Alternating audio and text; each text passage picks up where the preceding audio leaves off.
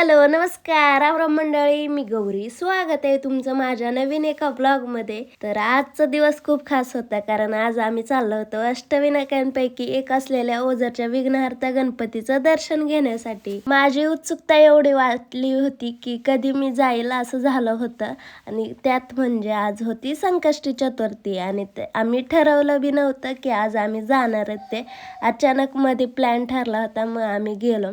आम्ही तिथं पोचलो तर खूप साऱ्या गाड्या आल्या होत्या, म्हणजे खूप साऱ्या गाड्या होत्या, माणसं पण भरपूर होती आणि सगळे चालले होते दर्शनासाठी. ओझर हे पुण्याजवळील एक शांत आणि पवित्र स्थान आहे आणि इथं आल्याबरोबरच मन प्रसन्न होतं. मंदिराच्या परिसरात पाऊल टाकलं की एक सकारात्मकता ऊर्जा जाणवते, जी शब्दात नाही मांडू शकत. ओझरच्या गणपतीचं वैशिष्ट्य म्हणजे त्याचं पूर्वाभिमुख मंदिर आणि शांत वातावरण. मंदिरात आलो तर भाविक भक्तांच्या लाईनी लागल्या होत्या आणि आम्ही दर्शन वगैरे घेतलं. व्हिडिओ वगैरे काहीच घेतलं नाही, कारण आज संकष्टी असल्यामुळे व्हिडिओ काढण्यास आणि फोटो काढण्यास मनाई होती तिथं.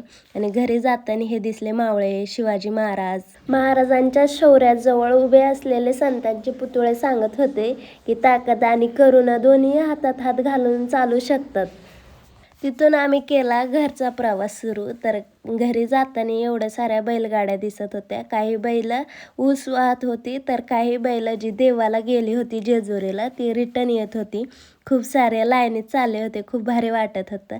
आणि त्यांना असे घुंगरं होते ना, ते पळायला लागले की घुंगरांचा आवाज लय. आणि आम्ही जेव्हा सकाळी गेलो होतो तेव्हा तो डंपर होता का, तो तिथंच होता. त्याचा टायर फुटलेला होता आणि तो अशा जागी फुटलेला होता ना, नेमकी वळण होतं.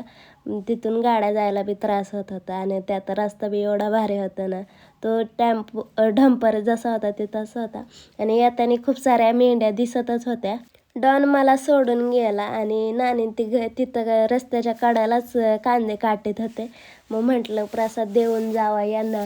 तर नानी ती सगळं विचारित होती की कसं झालं दर्शन कसं. आणि ती नानी मला हाकलून द्यायच्याच मागं राहते माहिती का, सारखी बोलत असते की जा जा जा बाई तू.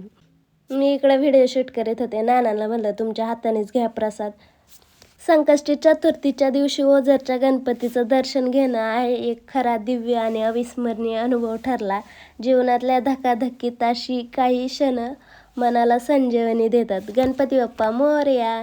तर तुम्हाला व्लॉग कसा वाटला कमेंटमध्ये नक्की सांगा. भेटूयात पुढच्या व्लॉगमध्ये. तोपर्यंत बाय, टेक केअर.